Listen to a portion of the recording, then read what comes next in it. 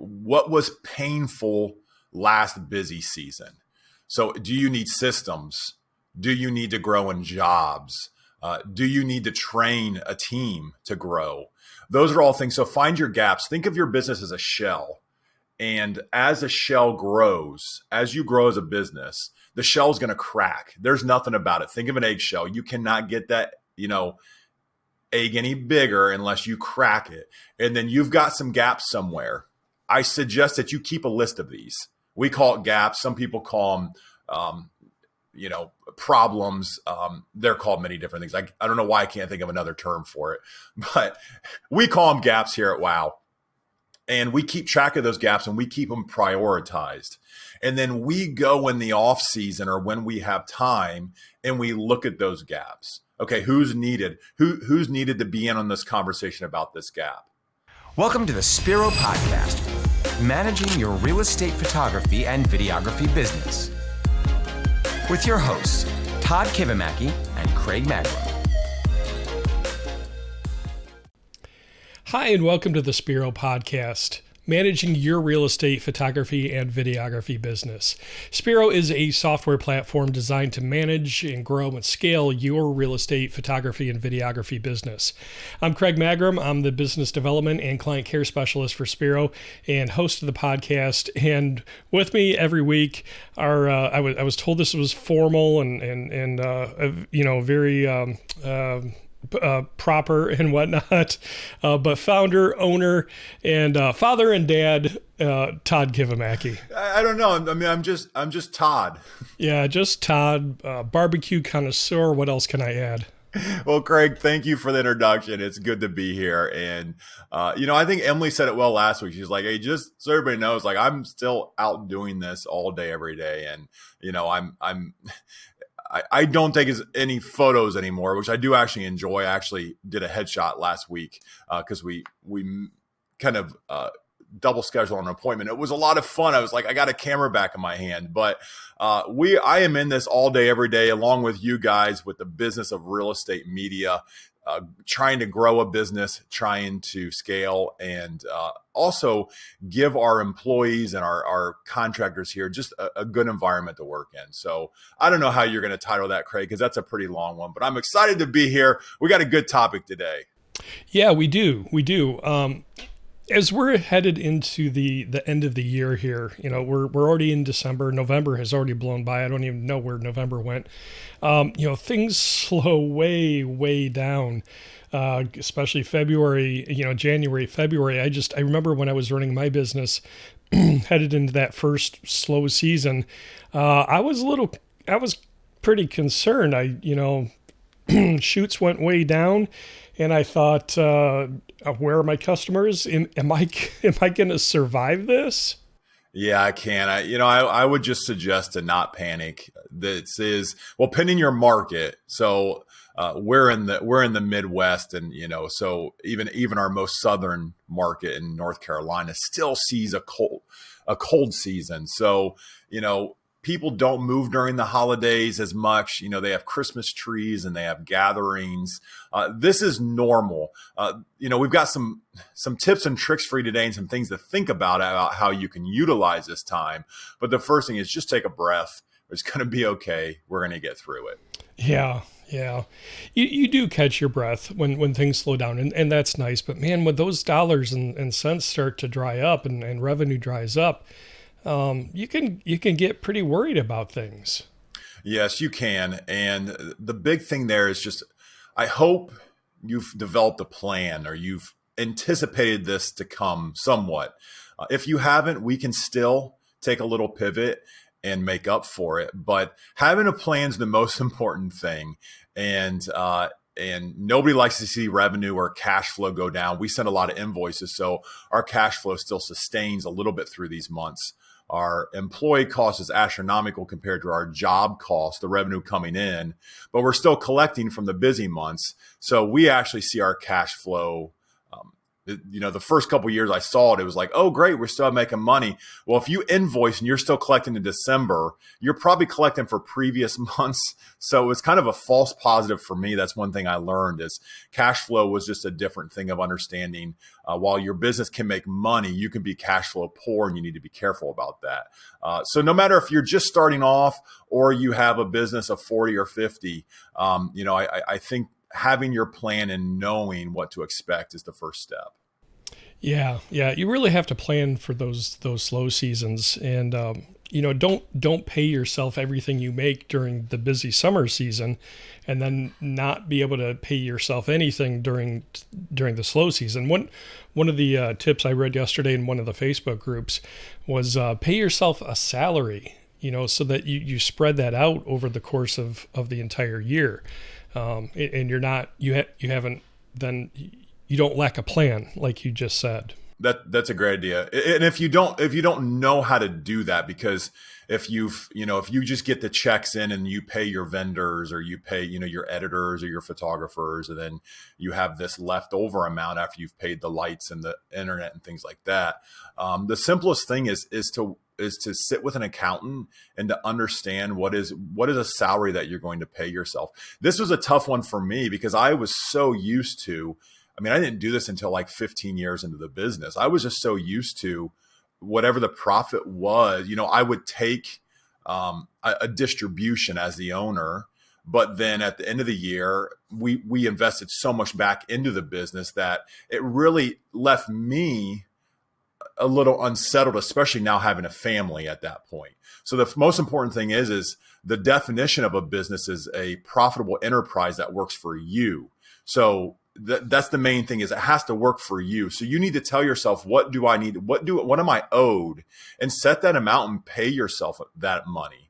And I think that's a good structure to have. And remember that you started this business to meet your needs, and you shouldn't feel bad about that. Because ultimately you're at stake and you're responsible for everything. And this business should suit your needs. Yeah, for sure.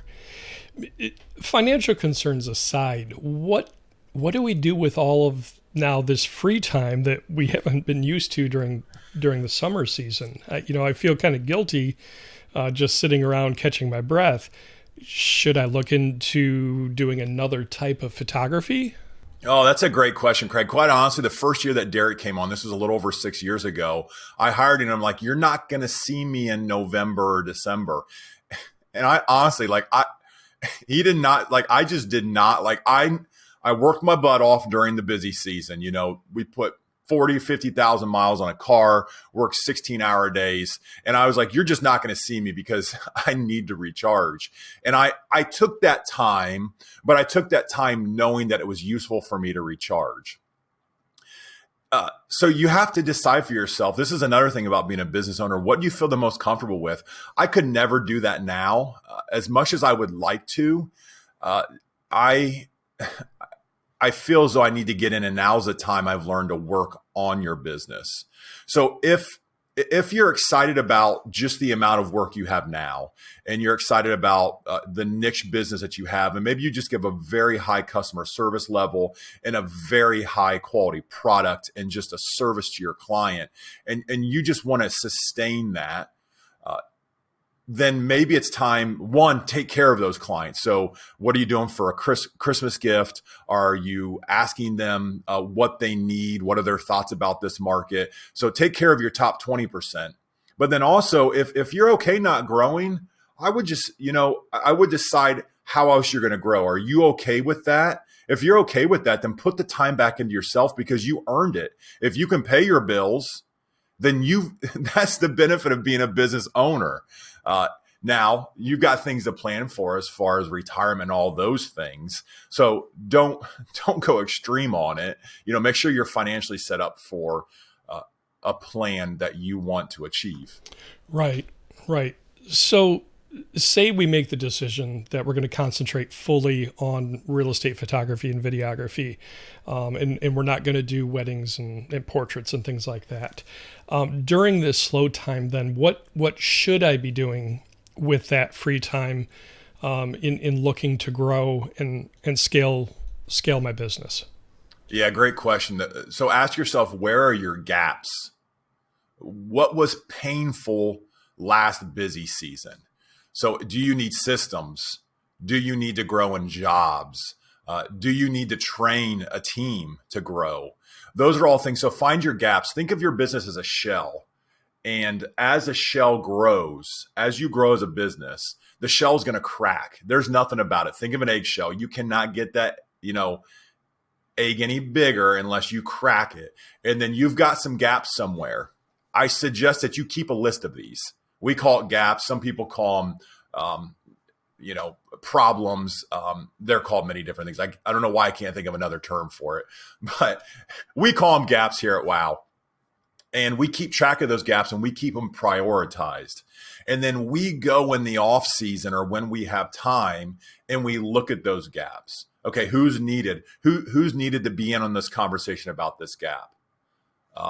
Who needs to be in the room? What information do we need to collect? Okay, let's get those people in the room with a whiteboard. You can see my whiteboard has changed. I've got task and editor workflows on the back there. Get it on a board. Get conversations going. If it's just you, get on a board and just write down, creatively, how could we solve this problem? That's the first step. And in this creative process, no wrong answer. Like you could say, we're going to build a rocket and fly it to the moon. That's how we're going to let more people know about it. Just write it down, because in this creative stage, you don't want to block any good ideas. So you need to creatively think about how you're going to fix these gaps. And then from there, you need to think, okay, which ones are our best choices? Do we need any information now that we have concluded a few things that we need to come back with? This is we call it a workout here at WOW, but get the right people in the room, brainstorm how you're going to fix that gap, assign people to either collect data, create a follow-up meeting where you can look at that data and then further the conversation. And then the big thing is, and we just started doing this a couple of years ago, but you're going to need to write procedures for this. I know procedures is like that 4-letter word, but if at least it was to me. I never worked in a corporate job. I never worked in anything. I started WOW in college. And I was a computer science major. So I didn't have an MBA that I went back to. It was like, oh, they had the class about procedures. But what a procedure is, it's basically just your order of operations for what to do when this thing happens. So a simple one, let's talk about a procedure for hiring somebody. Okay, so a procedure for hiring somebody would be the fact that you need to have a job posting for what it is. You need to have a job description. Okay, you're hiring them to do what? You can't just say, I need you to be an admin. That does not set them up for success. So what is the job description? What are your questions that you're going to ask during the interview process? Do you do one? Do you do two? Do you do three interviews? Do you give a personality test or any other assessment type of test? How do you conclude then once you've taken all the data and you interview people, so on and so forth? So that's just a simple procedure of what one thing that we actually just wrote out about a year ago here at WOW is how we hire somebody, because we are doing it a little bit different each time. So long story short, let me recap and then I'll throw it back to you, Craig. But if you have fix problems now, get the right people in the room, the brainstorm solutions for the problems, collect the appropriate amount of data to understand the best solution. And then once you come up with a solution, document it and write a step-by-step procedure and educate all of your people, your employees or your contractors about what's going to happen. And you would even educate your clients about that too. Now, don't send them your procedure document. That's just for you. You're going to want to communicate with them via email or a phone call or in person. But get all those things done, start fixing those gaps, and you'll grow like crazy. Yeah, for sure. It's kind of like looking at things from a 15,000 foot view and having that overall strategy, which Todd, you're really good at. Whereas I've realized about myself, as I've gotten older and done more in the industry, just in my career, that I'm more of a tactics type of guy. I love checklists and, making that list and going down that and ticking those things off, doing the tactics to make the strategy work. So some of the practical things that you can do during that slow time to really stay focused on real estate photography, well, number one, it's a great time to look at pricing changes and roll those out at the first of the year. Perfect time for that. Implementing new software, a new software platform. Oh, Craig, that's just so convenient. Now's a good time. I love that, Craig. Now's a good time to see if there's a better solution out there that can help you upsell, that can help you sell more, raise your ASP. Okay, I'll stop now, but Right. We try not to do that too much on this podcast, but obviously we are a software company, so that's one of the things though that this is the perfect time of year to look at is your current software platform, if you even have one, meeting the needs of your business. And even if it isn't Spiro, just going through things and going down that checklist. Is the software doing this for me? Is it accomplishing what I need it to? Planning for that switch over if you decide you are going to switch platforms. It does take a lot of work to switch a platform, and we recognize that. We do have some tools a couple of tools to try and help make that easier.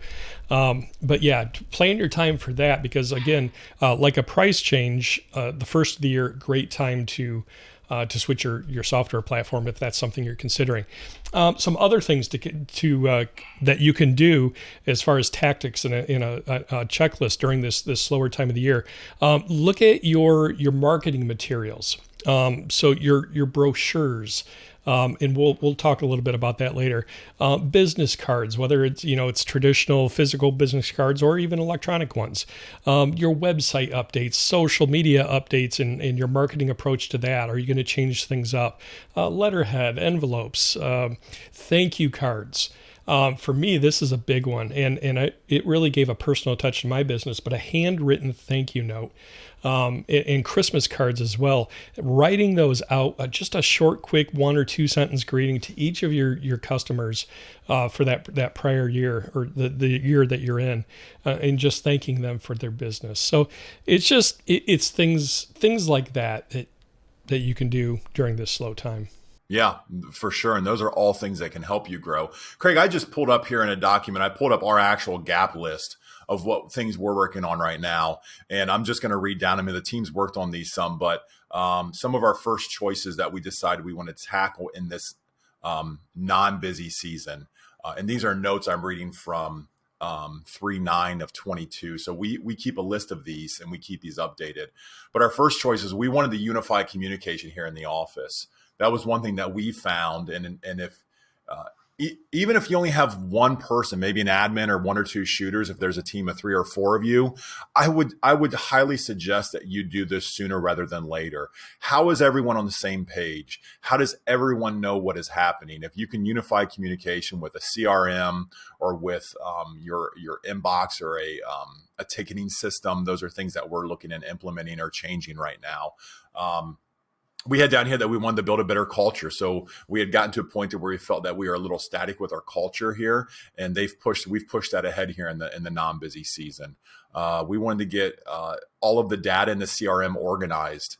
CRMs, and we have a sales team, so sometimes the data just gets in there and it's crazy, but it needs organized. One other thing that we want to work on is houses not being ready. So how are we going to educate our clients? I'm sure all of you have had this problem, and you walk in and it's just nothing worse than you're already behind and it's probably raining outside, and you walk in and the house is trashed and there's kids everywhere and dogs. And I love kids and dogs, but not when it's raining and I'm behind. So that's one thing that we're looking to solve. So how can we educate? How can we take some of the data we have? We're looking at new products. We're looking at a feedback method for our photographers out there to improve that method. We're looking to drive more leads. We're looking to get more referrals. So that's just some of the top things on our list here at WOW. Hopefully that gives you a few ideas. Don't make them based on our list. Make them based on what your business needs. Yeah, exactly.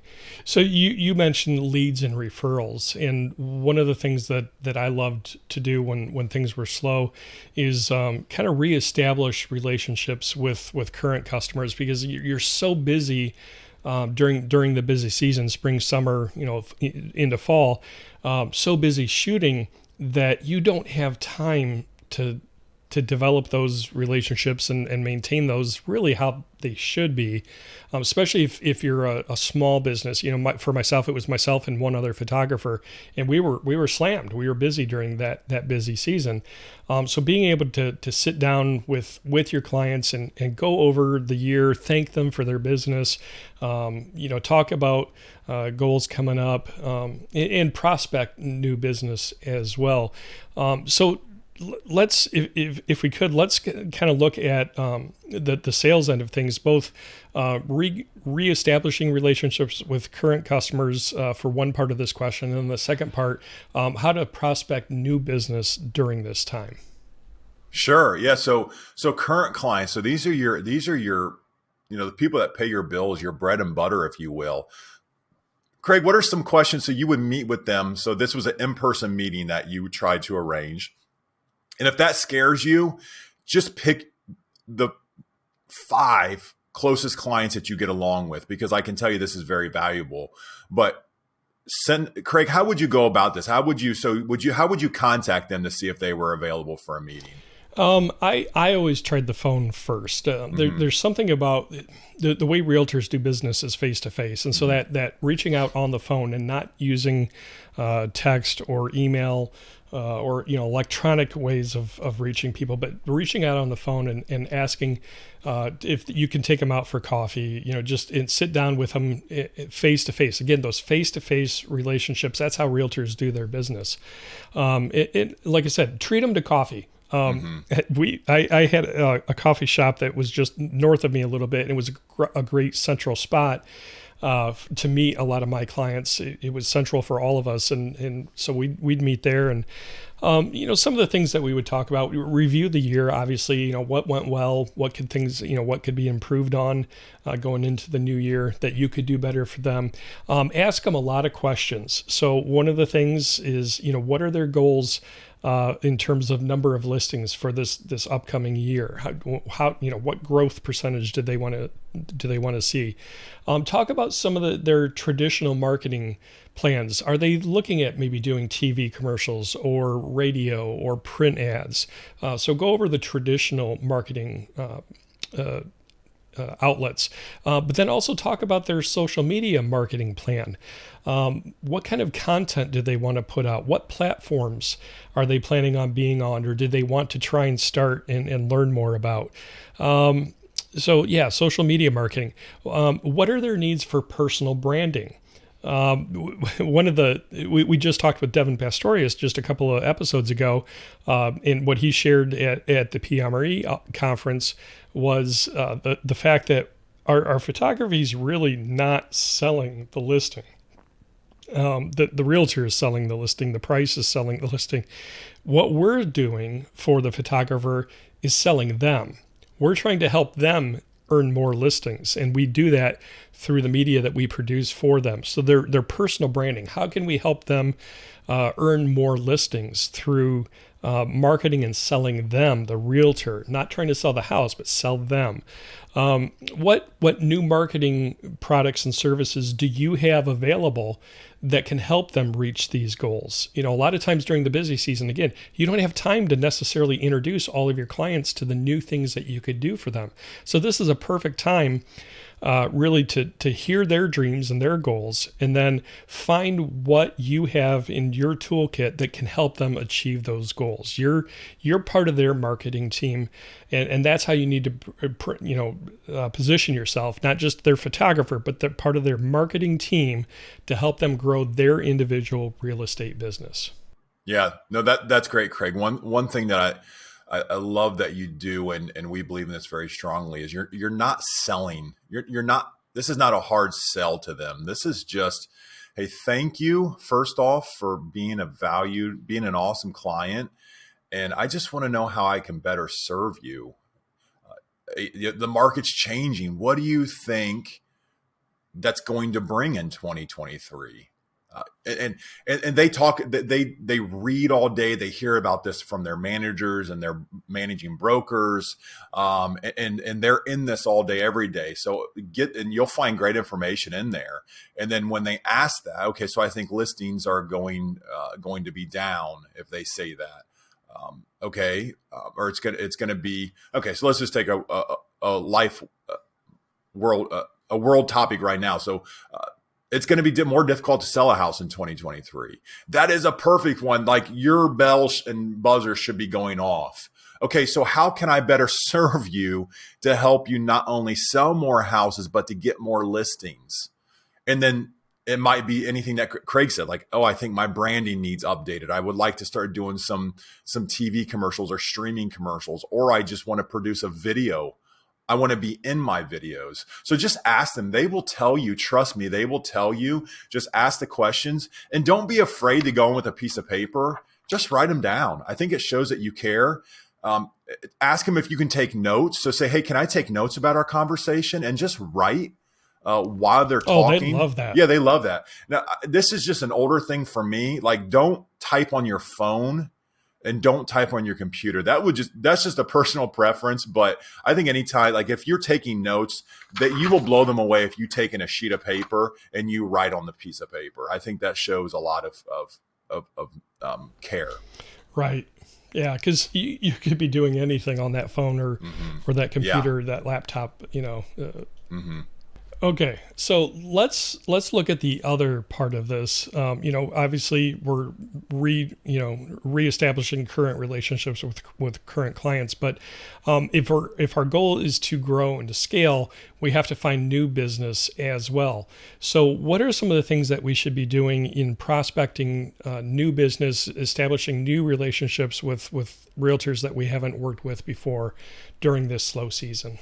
Yeah, so this piggybacks right on the tail end of your current client meetings. One question that you should ask them, and typically it's towards the end, doesn't have to be, but you ask them, do you know anybody, any other realtors that would appreciate and like our services, that we could serve with our services, with our products? Ask them something like that and see if they have a referral. Is there anybody in your office that you can refer me to? Now, the thing is, realtors ask for referrals all the time. So don't be afraid. I think I think this was a tough question for me to begin with because it's just my personality type. I was like, oh, I don't want to trouble them. But I had to get on my own head. You just need to ask it. You truly do. You need to ask them. The worst thing that can happen is they say no. That's the worst thing.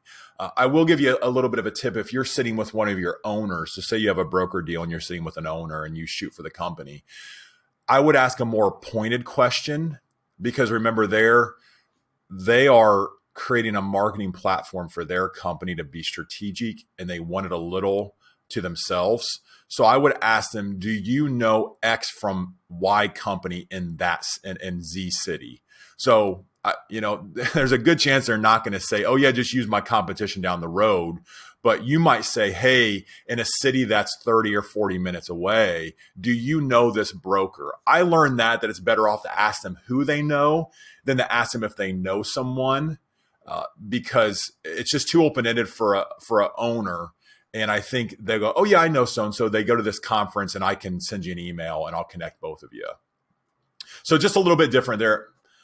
Yeah, I think a realtor, you can ask if they have anyone that would just ask for a name, and then a broker or an owner of a company, I think you ask them if they know a specific person. Do you know the person who owns this company in that city? Yeah, that's good. So what about getting introductions to brokers? Say you've built your business thus far by getting new customers agent to agent to agent. How do you get the broker level relationship? How do you get that introduction to a broker that maybe you don't know personally? Yeah, ask your current clients when you sit with them. And just say, hey, could you introduce me to the broker? Could you introduce me to your manager? I would love to look at how we could put together a package for the entire company, get some nice, or get some, we could put together some special bundles for your company, and we can make them, give them to the entire, make them available to the entire company. Just ask for it. You can email a broker directly. It's hit or miss. it's more miss than hit, actually.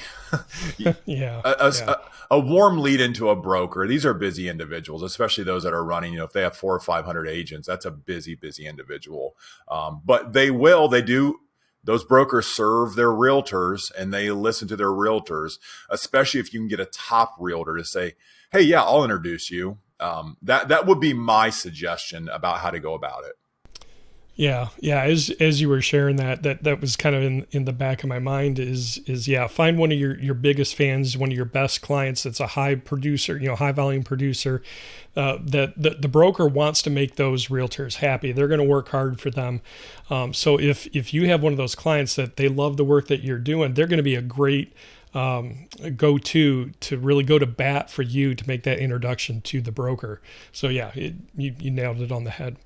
Let me switch back to one of the more of a tactics approach. One of the things that I did, and I stole the idea from you guys, and I'm wondering how relevant this approach still is today with all the electronic communication that we have.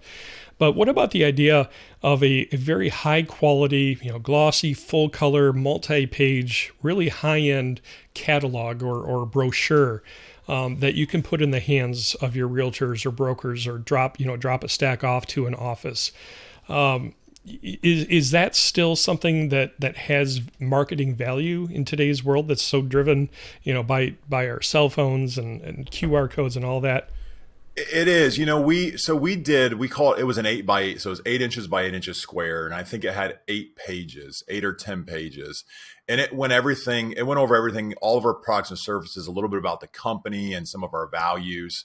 And it was just a showpiece, and it was professionally printed. It was very nice paper. It was like a booklet. And so we got the same response, Craig, is we would give them to individuals and they would go, "Oh, wow." So if you're just a startup, if you've just started, and this is nothing against you, you're thinking about 50 other things right now other than how am I going to produce this professional portfolio? It does have just a wow factor in front of the agents. We have pivoted into, we went to a 8.5 by 11, a single fold. And I'll tell you, the verdict's still kind of out. We went to the QR codes so that we wanted to make it more interactive. And I think we got better responses from our 8x8. I think people were more apt to take the 8x8, but the folders, and for you on YouTube, let me see if I can find one.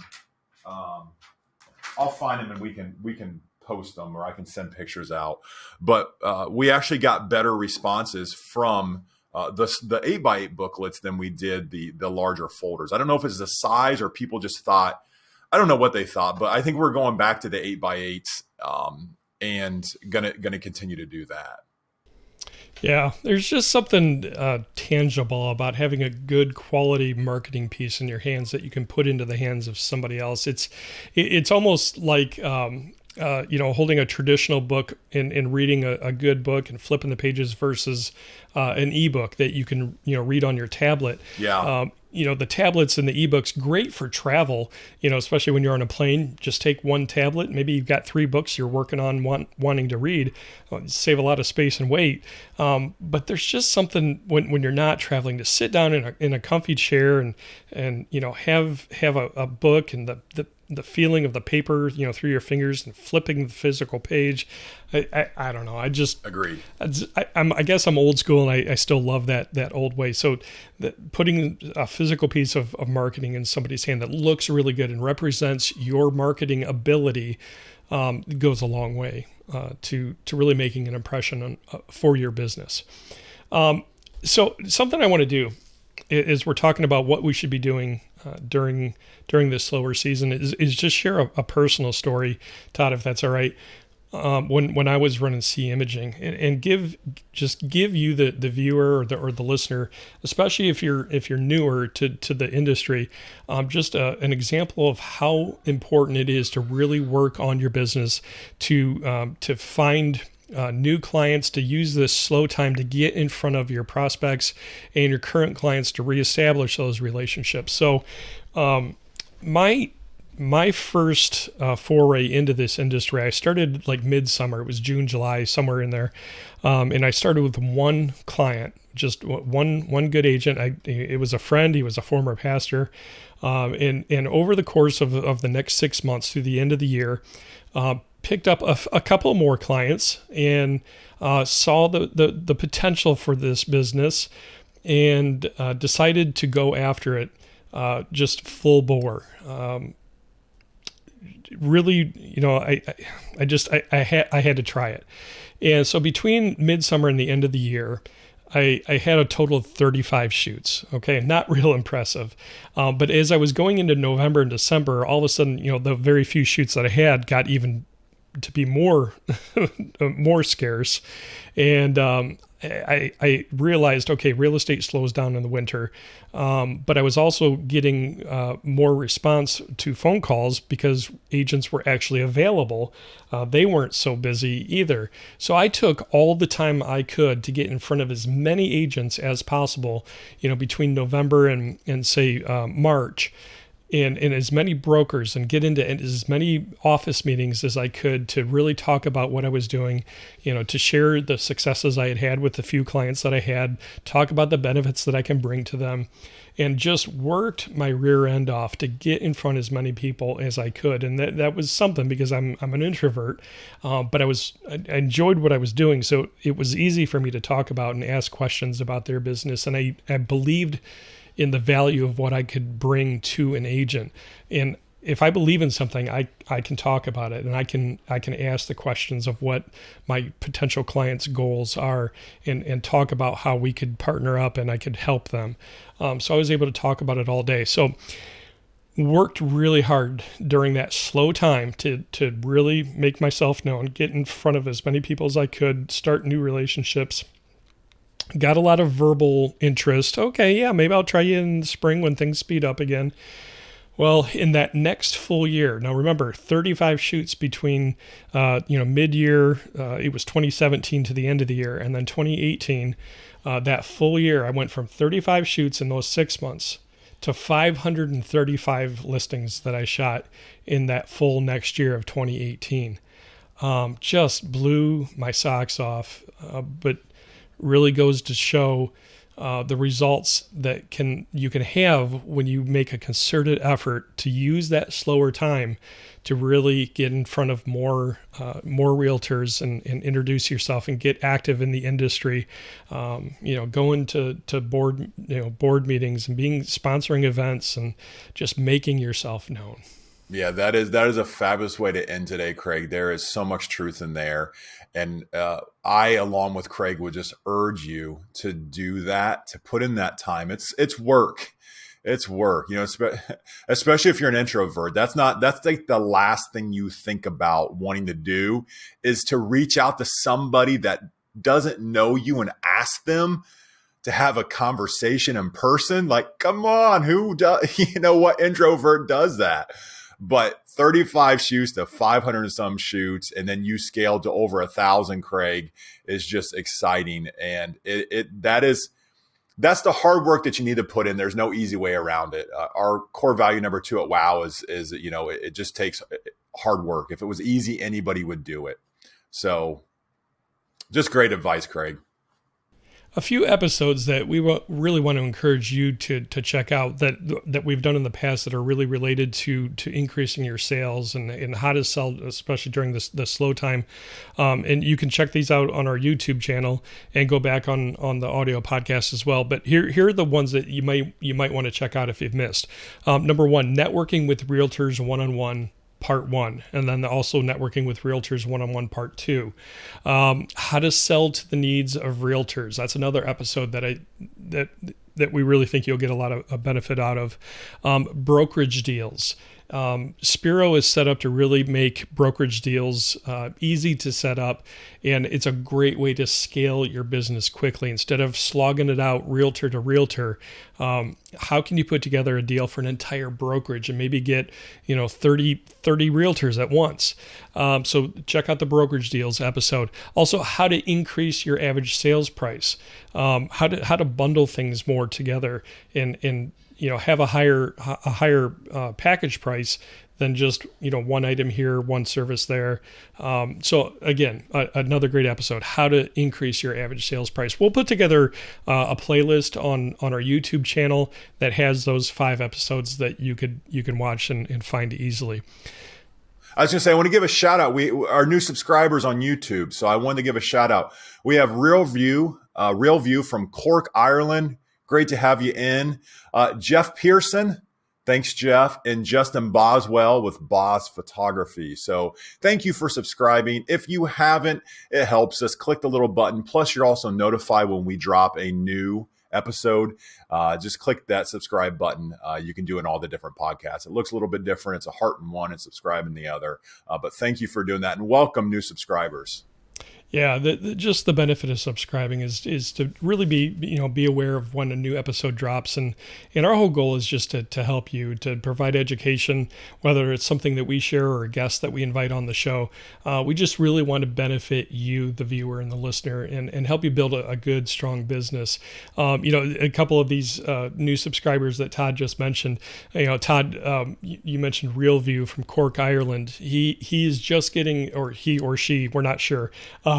But they're just getting their business going, and said that it left us a comment that these episodes have given them a lot of great ideas to implement right off the bat as they launch their business. Awesome. Justin from Boz Photography. Todd, you'll love this. 18-year-old, I'm going to say kid because Yes. Well, I'm older than that. But anyway, 18-year-old kid that has started his own business, has already had it for 2 years, and is looking to grow and get better. I mean, man, if I had that kind of vision, when I was 18 for business, how much further in life would I be already? So, kudos to Justin. That's the whole idea of this, is we want to help people, like Justin and like Real View over in Cork, Ireland, just establish a good, solid business that you enjoy doing, that you can grow, you can scale, that you can really get a lot of fulfillment out of, and run a solid, ethical business of integrity, and provide a real value and service to your clients. So, yeah, be sure to like any episodes that really just hit it for you, and share if you know of others that could benefit from this. Maybe somebody you've gotten to know in one of the Facebook groups. We just encourage you, share the knowledge, and we're in this together. So a reminder, if you're watching this on YouTube, we do have an audio version of the podcast. You can check that out at spiromedia.podbean.com. We're on all the major audio podcast platforms, or if you're listening, you can watch this on YouTube as well. And again, if you subscribe, that would just be fantastic. So that pretty much wraps things up for this week. Hopefully we've given you some great ideas on what you can be doing during this slower season. Don't panic. This is normal. It will come back, late winter, early spring. But it's just a great time to plan, to work on your business, not in your business, and just have a stronger year in the coming year. I think that says it well, Craig. Keep your head up, stay positive. So take a breath, work in your business, be thankful for what you've been given and blessed with, and have a great week. Thank you for joining us for the Spiro Podcast, Managing Your Real Estate Photography and Videography Business. This is a production of Spiro and Wow Video Tours. You can find out more about Spiro's real estate media business management software at our website, spiro.media.